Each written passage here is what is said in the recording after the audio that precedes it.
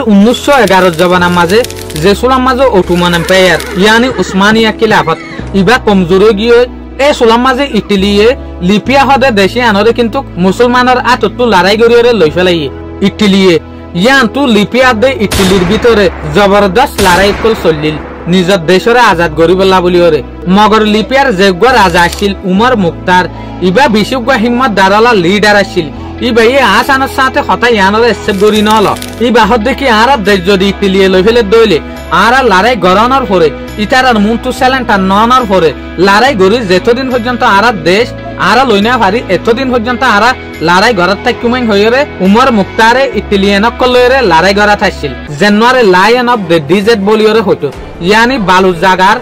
বালুক বলিওরে হইতো তো আখিরি আন্তু লড়াই গড়তে গড়তে 6 বছরের পরে ইয়ানি 1930 মাঝে উমর মুক্তারে ইটালির হুকুমতে